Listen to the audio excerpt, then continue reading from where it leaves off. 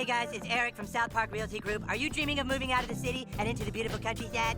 I want you to check out Clyde's house. This is a 2,300 square foot mid-colonial home. What happens when wealthy city folks invade small towns, drive up prices, and leave locals scrambling? In City People, South Park hilariously tackles the housing crisis, gentrification, and the chaos of skyrocketing home prices. With their signature mix of absurdity and sharp satire, the episode pokes fun at how reckless buying and selling turns real estate into a mess, leaving regular folks priced out. It's classic South Park funny, biting, and painfully spot on. Now let's get into it and pop this bubble. Truth is, I need to do this for my son. Our rent is going up because of all the new people. The episode kicks off when the rent at Cartman's place goes up as a result of a real estate boom in the town of South Park. And hoping to help make ends meet, Leanne Cartman seeks to become a realtor. It's more than a good deal, Butters. It's legal theft. If my mom can be a real estate agent, then literally anyone in the world can. After she explains to him about real estate, Cartman asks his friend Butters to take photographs of him so he can become a real estate agent, declaring it legal theft and asking him not to tell anybody about the job. Why does Cartman call being a real estate agent legal theft? And what does this say about his view of the housing market? Real estate agents are experts at making properties look amazing. They use fancy ads, stunning photos, and highlight all the best features, like a big backyard or a peaceful neighborhood. But they're not so quick to mention the bad stuff, like noisy construction or high crime rates. They know how to sell the dream, even if it's not the full picture. Is there a gym my wife can do Pilates? Oh, you're about 5 minutes from the local gym. Pilates, bottled water? Leanne Cartman's awkward attempt at real estate flops when city people show up, obsessed with Teslas and Pilates instead of the actual house. In classic South Park style, they're clueless gentrifiers, more focused on trends than reality.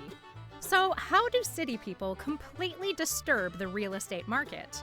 Their arrival throws the town into chaos, skyrocketing home prices and leaving locals struggling. It's a hilarious take on how the rich completely mess up the housing market, with South Park nailing the absurdity of it all. 175 is a great number. 25 below asking, but you know you're never gonna get 200. Don't worry, these deals are always like this. But what truly draws the city people to South Park? Is it simply the affordability of the houses, or is it the promise of a peaceful, small-town lifestyle they're chasing? Shitty money, shitty lifestyles, and they'll move here and bring their shitty families, and their cultured shitty kids will hang out with our kids and expose them to their shitty ways? In this scene, the people of South Park are gathered with the mayor, enthusiastically talking about how the great influx of city people is for business. They're excited about the new opportunities like increased sales and fancy new stores. Everything seems perfect as they imagine the town booming with wealth and modern life. However, there's a recurring, almost ominous mistake from Lou Kim, who keeps referring to the chitty people instead of city people. This mispronunciation, dripping with sarcasm, is a clear warning of the chaos that is about to unfold. It hints that the arrival of the city folk is not the miracle they think it is, but rather the beginning of a big mess. Shitty people indeed.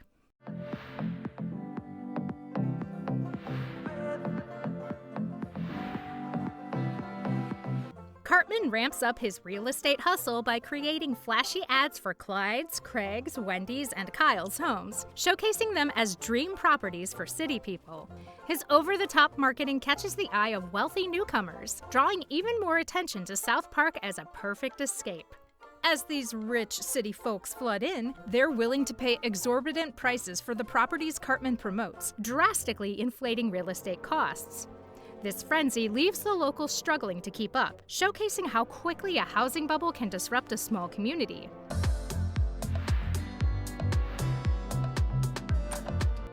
This scene highlights how real estate agents use flashy ads to sell overpriced homes to rich buyers, turning properties into must-haves with just a few exaggerated promises.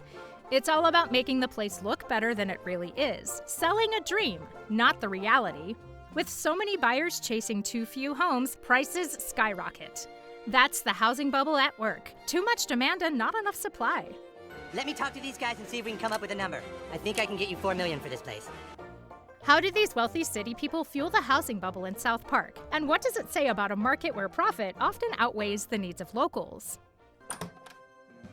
Excuse me, there's all these city people moving into town, and I think I'd like to sell my property. When the wealthy city folks move into South Park, the demand for homes spikes fast. With not enough houses to go around, prices shoot up to ridiculous levels. These city buyers are ready to pay way more than the homes are worth, pushing prices even higher. This is exactly what happens in a housing bubble. Prices go way beyond what makes sense, all while the local economy can't keep up.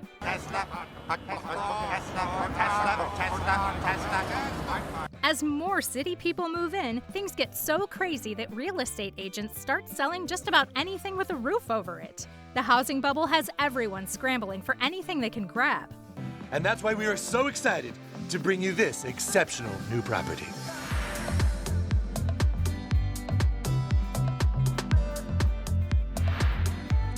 John Aspinall, the head realtor, sighs at the customers that they lost to Cartman's video, and are then surprised when a townsperson expresses an interest in moving away to escape the city people, heavily promoting the historic Aspen Park hot dog property. Does this scene show how desperation can lead to creativity and marketing? Or is it simply a reflection of how ridiculous real estate sales tactics can get when the pressure's on? That's right, it's great to have shitty people. These shitty people come with their fancy shitty clothes and their big shitty cars. At first, South Park is thrilled about the city folks moving in. New businesses, more money, and maybe even a fancy gym to check out while eating nachos. But the excitement quickly fades as the streets get crowded. Lou Kim warns that too many city people will drive each other out, and Jimbo explodes. It's the damn realtors! They've turned South Park into an overpriced parking lot. The dream of prosperity turns into a nightmare. The realtors got rich, but the locals are stuck with worthless houses and a town that's falling apart. What started as more money, more opportunities, leaves them drowning in chaos, learning too late it's not just about the money.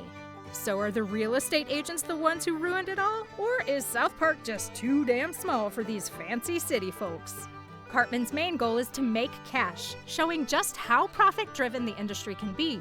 He jumps on the demand from city buyers, proving that some agents care more about their wallet than about what the community actually needs. It appears to be mostly one agent, a pretty young guy. Can't have been in the business that long.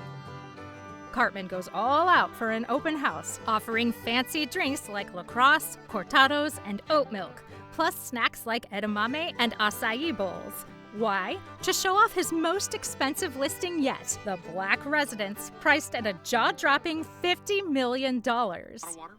LaCroix? LaCroix! Metal water? Edamame!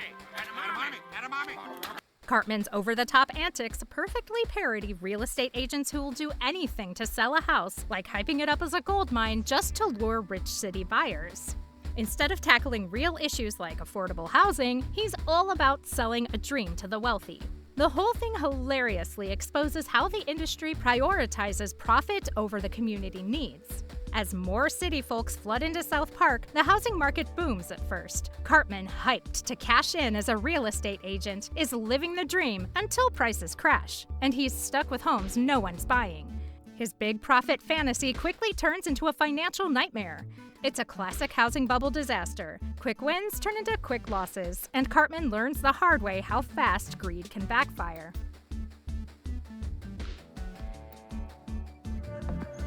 Weak. I live in a hot dog. Out of money, Cartman's family has to move into the Aspen Park hot dog stand, bringing all their stuff with them. At first, Cartman tries to stay positive about it, but his mood quickly changes when he realizes the tap gives him ketchup and mustard instead of water. Suddenly, the whole living the dream thing doesn't seem so great anymore. In the South Park episode City People, we get a funny, yet sharp, look at the real estate world, especially when a housing bubble bursts. Cartman's clueless real estate antics and the struggles of South Park's locals show how rich city folks can turn a community upside down. As home prices soar and businesses scramble, the gap between newcomers and longtime residents widens. When the housing bubble bursts, it's a harsh reminder that chasing quick cash in real estate can backfire. South Park delivers the laughs, but the lesson hits hard. If you enjoyed this take on the real estate crisis, don't forget to like, subscribe, and share your thoughts in the comments.